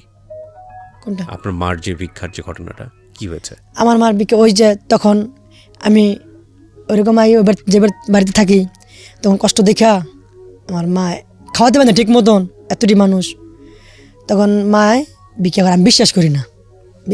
তখন আশেপাশে ছেলেরা বললো, যে ছেলের মোবাইলটা বললো, আমি তো বিশ্বাস করি না। কি কস? আমি ভিডিও করে দেবো, তার তুই আকাশের ভিডিও করিস? তখন হ্যাঁ, আকাশের ভিডিও করে মায়ও জানে না, ঠিক আছে। তখন আমার দেখাইলো, তখন ওই দিন নিজে চাইছিলাম নিজে আত্মহত্যা করে নিতাম। মা দেখছে আমি আর গুলাতে পারছি না, তখন আপনার এখন আমার মা যে অবস্থার মধ্যে আছে, যদি আপনারা আমার মার কাছে কিছু শুনতে চান না, আমি নিয়ে আসবো আপনার মাকে, নিশ্চয়ই নিয়ে আসবো। তাহলে শুনতে পারেন। আমি প্রথমে আপনাদেরকে বলছিলাম যে আচ্ছা, আর কয়েকটা কোয়েশ্চেন একটু জিজ্ঞেস করি। আপনার তাহলে চলে কিভাবে? রিক্সা চালান আপনি? হ্যাঁ, কয় টাকা পান রিক্সা চালায়? ডেলি নিজের রিক্সা তো নাই, জমা দেওয়া লাগে ডেলি 200 টাকা। নিজের রিক্সা নাই, এখন তো পায়ে রিক্সা নাই, সব অটো রিক্সা বার হয়ে গেছে। হ্যাঁ, 200 টাকা জমা দেওয়া নিতে পারি, 200-150 টাকা নিতে পারি, এত নির্ভয়। এটা আপনি কোথায় চালান রিক্সাটা? রিক্সা চালা আড়াজারি, ওই ওই গ্রাম। আচ্ছা, তো এত বছর রিক্সা চালালেন, এত কিছু করলেন, অনেকেই আপনার কাছ থেকে জানতে চাইতে পারে একটা নিজের রিক্সা কেনার মতো অবস্থা হলো না? কি করে আমি একটা যদি বা করতে চাই টাকা এই যে লাগিয়ে থাকা, তুমি একটা বা করছি, বউর পিছনে লাগিয়েছে কত টাকা, মানুষ টাকা লইছি, নিজের টাকা মিলিয়েছিল, গাছা শেষ। এটা খুব ইম্পর্টেন্ট। উনি যেটা বলতে চাচ্ছে যে একটু যদি অবস্থা করি হয় মায়ের অসুখ দেখা যায়, একটু যদি অবস্থা করি বউয়ের সিজারে টাকা লাগে, একটু যদি টাকা জমাই আব্বার পিছনে ব্যয় হয়, একটু যদি টাকা জমাই সেটা যায় হলো ভাইয়ের পেছনে, একটু যদি টাকা জমাই সেটা স্কুলের বাচ্চাদের খরচ, মানে সব মিলায় ওনার একটা রিক্সা কেনা হয় নাই। আমি কেন আপনাদেরকে শুরু থেকে আজকে বলছিলাম যে আমি যদি পারতাম আমি সবগুলো ছেলে মেয়েকে বাধ্য করাতাম আজকের এই ভিডিওটা দেখতে। পরিবারের যে ছেলে দায়িত্ব নেয় বা পরিবারের যেই ছেলে মানে পরিবারের ছেলে হলে কেমন হওয়া উচিত, সেটা হচ্ছে আজকের এই ভদ্রলোককে দেখে আমাদের শেখা উচিত। ওয়াসিম, কখনো মনে হয় নাই যে অনেক রিক্সাওয়ালারই তো অনেকগুলো বিয়ে করে, আমরা এরকম কথাবার্তা শুনি, মানুষ রিক্সাওয়ালা বলে অনেক সময় মানুষকে গালিও দেয়, হ্যাঁ, আমাদের সমাজে। কখনো মনে হয়নি যে এত কিছু দেখে কি হবে, বাপ আছে বেঁচে, ভাই আছে যে আমরা থাকুক ওরা, আমি আর একটা বিয়ে শাদী করে অন্যদিকে চলে যাই, বা আমার আর দরকার নাই এত কিছু দেখার, এত কষ্ট করার দরকারটা কি? সেই ক্লাস 7 বছর বয়স থেকে আপনি কষ্ট করছেন, কখনো এটা মনে হয় নাই আপনার? না, এটা মনে আমার হয় নাই। এটা আমি চিন্তা করছি, আমি যদি ওই দুনিয়ার শান্তি বিচারি, আমার যদি একদিনের দুনিয়া, আমার মসজিদের হুজুরে বুঝাইছে ওগুলা, তুই যখন হাতে লাড়ি ধরছস, লাড়ি জীবনে সারবেন, তুই আখেরাতে গিয়ে লাড়ি পাবি। তো ওই কথাটা বৃদ্ধি রাখি আমি এখন পর্যন্ত ওই কথার মতনে চলতে আসছি। তাই আল্লাহ যদি আমার এখানে শান্তি না হলো, ওই দিনে তো আমার শান্তি করবো, আমি ওটার বিশ্বাস করি ভাই। আমি বাবা মা ভাই বোনরা আমি সবাই করতেছি, শুধু এটাই বিশ্বাস। আমি যদি পারতাম অনেক কিছু করতে পারতাম। যেমনটা বলেছিলাম যে আমি ওনার মা, মেয়ে এবং ওনার ওয়াইফ আমাদের স্টুডিওর বাইরে ছিল, তো একটু কথা বলি। মাইক্রোফোনটা আপনার মেয়েকে দেন, একটু আপনার মেয়েকে দেন মাইক্রোফোনটা। হ্যাঁ, তোমার নাম কি বাবা? লিজামণি। আচ্ছা, লিজামণি কোন ক্লাসে পড়ো? নার্সারিতে। কোন স্কুলে? সরকারি ছোট মানে সরকারি স্কুলে। মানে খালি কেজি স্কুলে পড়াতাম, অনেক এটারই কেজি স্কুল, বুঝলেন? আচ্ছা, ঠিক আছে, দেন ওকে মাইক্রোফোন ধরেন। তোমার ভাইয়ার নাম কি? সিফাত কই? কাজে লাগাই দিছি। কবে থেকে? পরশুদিনকে থেকে। কোন কি কাজ করে সিফাত? ও বলো কোন মতো করে। কোথায় গেছে বলতে পারো? নবাবপুরে। আচ্ছা, তো ভাই বোন একসাথে খেলতে, ভাইটারে মনে পড়ে না? ও কি সন্ধ্যার সময় চলে আসে নাকি ওইখানেই থাকে আপনার ছেলেটা? রাত্রে 8টা বাজে আসে। ও, চলে আসে রাতের বেলা। আচ্ছা, কোন ক্লাসে পড়তো তোমার ভাই? 6-এ থাকা অবস্থায় করে দিয়েছেন না? আচ্ছা, আপনার ওয়াইফকে দেন একটু। ওয়ালাইকুম সালাম, ভালো আছেন? হ্যাঁ, ভালো আছে। আপনার জামাই যে এইরকম অবস্থার মধ্যে পয়সা করি নাই, রোজগার করতে পারে না, শুনলাম আপনার একটা কাপড় দেওয়ার সামর্থ্য তার নাই। হ্যাঁ স্যার, এই যে দেখেন কি সিরা জামা কাপড় দি, খুবই অবস্থা আঙ্গ খারাপ স্যার। মানে কি করবো, মানে গরিবের ঘর হয়েছি, তো আঙ্গ দুঃখের হয়েছি, গরিবের ঘর, আবার গরিবের জায়গা তো স্যার বিয়ে হয়েছে। আচ্ছা, রান্না বাড়ার কাজ কে করে বাসায়? করে আমি করি, মাইসের বাসার কাজ করে আবার নিজের বাসার কাজও করি। আচ্ছা, তো এই লাস্ট কবে আপনার জামাই বাড়িতে মাছ মাংস কিনছে? এই মাসে একবার আনলে আমি এমনি ও বেটিরা দেয় যে খাইতে দেয়, কিন্তু আমি খাই না খাইয়া ছেলের লেগে, মেয়ের লেগে, শাশুড়ির লেগে নিয়ে আসি। তখন মানে শাশুড়ি কয় আমি খাবো না, তো ছেলেরে দাও, মেয়েরে দাও, কিন্তু ওই মাছ মাংস আনতে পারে না। মাসে একবার আনে না আনলে এটা যথেষ্ট, কিন্তু খাইতে পারি না আমরা আনলে। কি নাম যেন আপনার মেয়ের নাম? লিজা। কাঁদতেছো কেন, কি হয়েছে? কোনো সময় আমার 2টা সন্তান, একটাও থাকে না, কিন্তু বলে কিন্তু সময় তো দেয় না, খাওয়াইতে পারি না। এবারে আমার ছেলেটারে মনে করেন স্কুলও যাওয়াই 6 পর্যন্ত পড়াইছি, এই ফ্যানটা করে সিলাই পিন্দাইছি। এই যে বাইত কাজ করি, ও গো ছেলে গো ফ্যান পুরানো জায়গা দেয়, এইটার নাম বাইতে না সিঁড়ি করাইয়া আমার ছেলেরা পিন্দাই। তখন বাচ্চায় কই মা এইভাবে কতদিন যাইব, এভাবে কতদিন যাইব। দম আমি কাজে লেগে যাই, কইছি বাবা কাজ করবো এই সময়তে, কহ মা আমি কাজে লেগে যাই। তখন এই বাচ্চা এই যে কয়েকদিন ধরে কাজে লেগে আছে, ওর ছোটো বাচ্চা না, কাজে টাকা দিবে না, কইছে কাজ শিখাইব, কইছে যান ওর শিখলেই চলবো। পেটে ভাতে দিয়ে দিছি কি যে আমার ছেলে তো 3 বেলা 2 ভাত খেতে পারবো, এটাই আলহামদুলিল্লাহ। ওকে, কিন্তু আমার শ্বশুরটারও খুবই অবস্থা খারাপ, প্যারালাইসিস হয়ে গেছে। কিন্তু আমার বাপের অবস্থা খুবই খারাপ। আমরা 6টা বোন, 2টা ভাই, একটা ভাই ইমনের ওই মায় কইরা মাইসা বাড়ি কাম কাজ কইরা, কিন্তু একটা পাস করাইছে। আমরা স্কুলে আর যাইতে পারিনি, আমরা খুবই কষ্ট। বাইরেও চাকরি পায় না, যেন যায় এনই যায়, চায় ঘুষ চায়। আপনি শাশুড়িকে দেন। কেমন আছেন? ভালোই আছি। তো আপনার এই বৌমা কেমন দেখে আপনারে? না, আমার বৌমা আমার সন্তান, বড় ছেলে। আমার ছেলে না থাকলে আমি এতদিন মরে গেলাম বলে। আমার বৌমায় সব কিছু শ্বশুরে করে, আমারে করে। আমার জিডা বাড়িতে সেটারে বিয়ে দিতারি না, মেয়েটা লায়ে কইয়া রয়েছে, টিয়া বাসার লাগিয়া লেখাপড়া করাইতারি নাই। বাপে অসুস্থ। আমার ছেলে আর আমার বউ আমাকে না করলে আমরা এতদিন বাড়ির তলে থাকলাম বলে। আমার বউ বলা পাইছি, আমার সন্তানও কেউ কোনো কিছু দিলাই না, আমার হাত দেয় না, মা তুমি খাও, আমি আর খাইতারি না। আমার নাতি 2টা চাইতে আমি খামু কেমনে? তো নাতি 2টার হাত দিয়ে লাই। এক ঘরের মধ্যে নাকি থাকেন সবাই? হ্যাঁ, এক ঘর। ওই একটা জায়গা আছিল কদ্দুর, এর বাবার অসুখের সময় জায়গাখানি বেচা চিকিৎসা করছে। অনেক আমার সন্তান গো পায়ের তলে মারি নাই। আমার সন্তানরা বাড়াতে 2টা ছেলে, একটা মেয়ে। মেয়েটারও বিয়া দিতারি না টিয়া বাসার লাগিয়া। ছেলে গো কোনো সুখ শান্তি আমি দেখতে যাইতাম না। আপনার এই শাড়িটা, এটা কি আপনার? না, এটা ঈদের মধ্যে জাকাতের কাপড় দিছে। ঈদ আল ঈদ্র করতে পারি না, মানুষের সময় চিনি হেডি রাইন দেয়া ভুতে গো বউ গো লইয়া তো খাই। মানুষের জাকাত দিলে জিয়ারও সেলোয়ার কামিজ বানাইয়া দেই। আমার হুইতে খাওয়াইবো, আবার ওষুধ পানি হুইতে, আবার কাপড় লাতা করতে দিব, আমার হুইতে তো দিতারে না। হুইতার মনটা তো অনেক বড় আছিল। আপনার ছেলে যে এই ছোটবেলায় 7 বছর বয়স থেকে সে হচ্ছে কাজে গেছে, হ্যাঁ, এত বছর ধরে আপনাদেরকে এইরকম ছেলে কয়জনের ঘরে হয় বলেন তো? আল্লাহ শুধু আপনাদেরকে দরিদ্র করেছে, সেটা না হয় অন্য জিনিস, যে আমরা সবাই কোনো না কোনোভাবে দরিদ্র কষ্টে আছি, সেটা ঠিক আছে, কিন্তু এইরকম ছেলে কয়জনে পায়? আপনি তো ছেলেকে লেখাপড়াও করেন নাই। আমাদের অনেক লেখাপড়া ছেলেরা অনেক বড় বড় পোস্টে যায়, অনেক বিশ্ববিদ্যালয়ে পড়াশোনা করে, তারপরে বাপ মায়ের দেখে না। এরকম অনেক ভিডিও আছে, বাপ কোটি কোটি টাকার মালিক, রাস্তায় ফালাই দিয়ে রাখছে, কিন্তু আপনার এই ছেলে রিক্সা চালক, রিক্সা চালায় না। আমার ছেলের মনটা অনেক কইবালা, আল্লাহ অনেক রকমত দিছে ছেলের। এটা আল্লাহর কাছে আমি লাখ লাখ শুক্র, আলহামদুলিল্লাহ। আল্লাহর দরবারে আমি দোয়া করি আমার ভিতরে নিয়ে আল্লাহ শান্তি দেয়, আমি এই কামনাই করি। ওকে, লিজামনির কাছে যাই, লিজামনিকে দিয়ে শেষ করব। লিজা, তোমার জামা কয়টা? একটাই। এই যে যেটা পরে আছে এটাই জামা, আর নাই জামা? তো ঠিক আছে, দেন আপনি মাইক্রোফোনটা নেন। আপনি ওয়াসিম বলেন, আপনার কথা দিয়ে শেষ করব। কেন আসলেন আজকের এই অনুষ্ঠানে? আমার গায়ে শক্তি আছে, আমি চাই না কারো কাছে হাত পাততে। এই কারণে এই পর্যন্ত আমার নিজের শক্তিতে গিয়ে বাপ মা, আমার পুরো ফ্যামিলি, আমি ওদেরকে আমি করে আসছি, কিন্তু এখন আমি চাই না। তাই না পারায় আমি এখন আসছি আপনাদের কাছে। কিন্তু আমার মায়ের ট্রিটমেন্টের প্রয়োজন, বাপের ট্রিটমেন্টের প্রয়োজন, কিন্তু এখন আমার কিছু করতে পারতেছি না। আমি এখন হয় ওইটা মৃত্যু, আনাল আমার একটা কিছু করতে হবে, কিন্তু আমার কিছু পাওয়া নাই।